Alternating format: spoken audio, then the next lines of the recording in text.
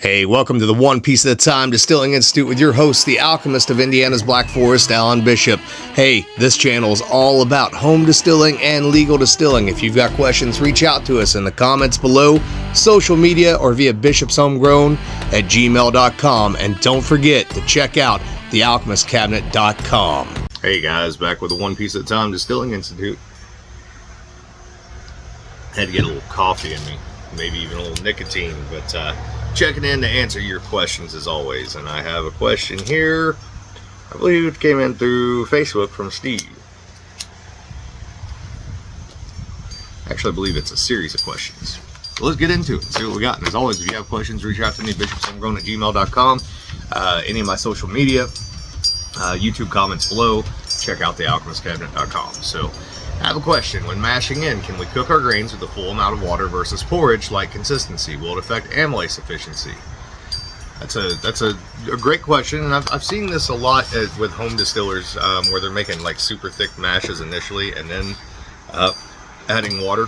And I have done that, but it's always been in situations where I've been like at a at a demonstration or something like that, and having to actually bucket water in, just get as much of it as, or having a limited volume of capacity to be able to heat up water for mashing in, so just get as much as what I absolutely have to get that conversion, and then add water after I'm finished with the cook and all that stuff.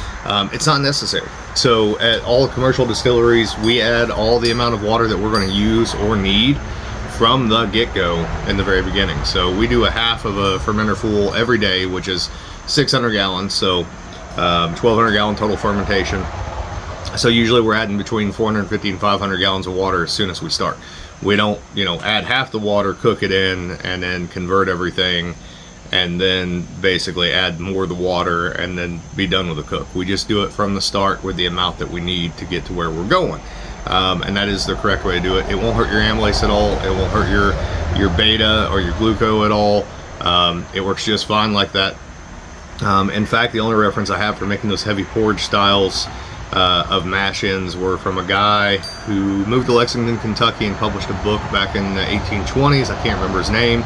Originally from Pennsylvania, and he was actually doing the very thick mashes, because what he was doing was he was trying to cook all his grain at one time to fill 2 fermenters. So he would basically get his conversion, add water, and then split the 1 barrel into 2 barrels essentially. But there's no reason to do that. Yes, you don't have to go with a thick. I mean, it's going to get thick regardless. That's the way that it works. Even with the amylase, even if you can move through it, typically a 1075 mash bill is going to be fairly thick and fairly heavy. So next question from Steve has been thinking about your air-driven agitator, wondering if I could use the same concept to mash in. More energy to heat up the volume, longer cool time, but does it affect conversion? Oh wait, hold on. I think there's 2 questions there. There's a second part to his first question. So he asked, more energy to heat up the volume, longer cool time, but does it affect conversion? Yes, more energy to heat up because you have more water there. Longer cool time because you have more water there, but it does not affect conversion at all, period. So, okay, on the third question. So, been thinking about your air-driven agitator, wondering if I could use the same concept to mash in. You absolutely can, and that's one of the things that Wayne and I from Ozark Stillworks designed the Johnny 5.4 in particular, was to be able to be an all-in-one sort of device.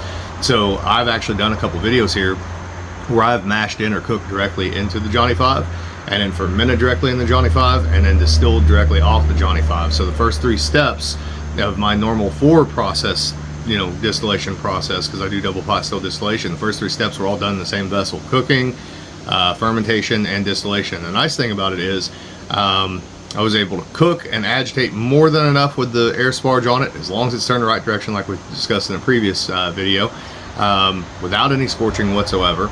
I was able to distill without any scorching whatsoever. And then during fermentation, every day what I would do, because it doesn't hurt to go and stir your mash, these are short-term fermentations most of the time. At most, you're going to go 2 weeks with a sugar shine.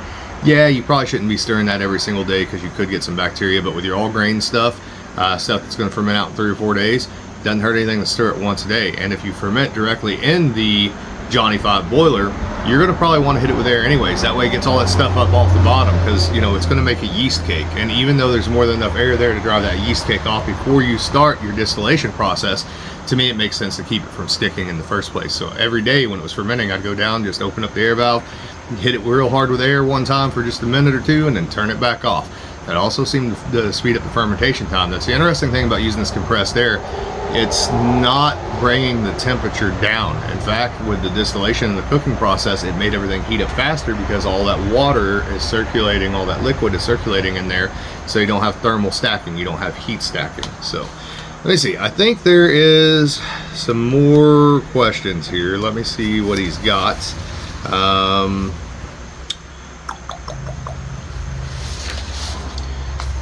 This is an interesting question. I'm not entirely sure how to answer this. So, also while cooking, could you not also use the condenser to pull zero proof spirit and then add those lighter profiles that cook off into the air during mash period back to the pot once you're done cooking? I see what you're saying, almost like an essential oil. But in my cooks, I don't ever go past 190. So you're not really boiling. I mean, yeah, there's probably a little condensate there, but not much. Certainly not enough to be worth collecting and running a condenser, in my opinion. Now, if you're going to 212 and you're holding at 212 for an hour or better than 212, then yeah, you could probably collect a little bit, but I'm not sure that it really makes all that much sense.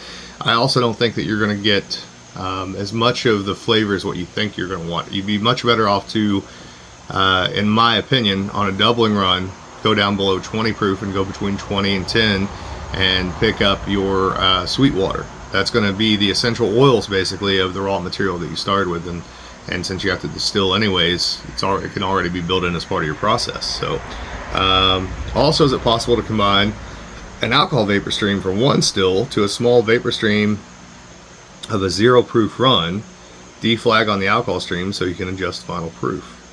So I'm presuming that what you're asking is similar to what you asked in the previous question, which is basically running a mash that has no alcohol in it, stripping off some of the water as essential oil, and then running that vapor path into the vapor path of a still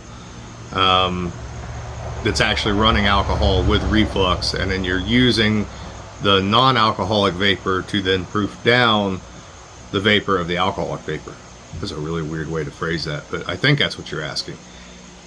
You could do that, I suppose. I think it would probably be a pain in the ass logistically to try to make work in any meaningful, efficient way, would be my guess. I still think you'd be better off just to collect your sweet water and use that for what you're wanting to do. I think you're going to get better results. I think you're going to be happier with it, and it's going to be much more consistent for sure and much more controllable. So I hope that answered all your questions on that stuff, but let me see if you might even have some more here. Hold on. Okay, maybe.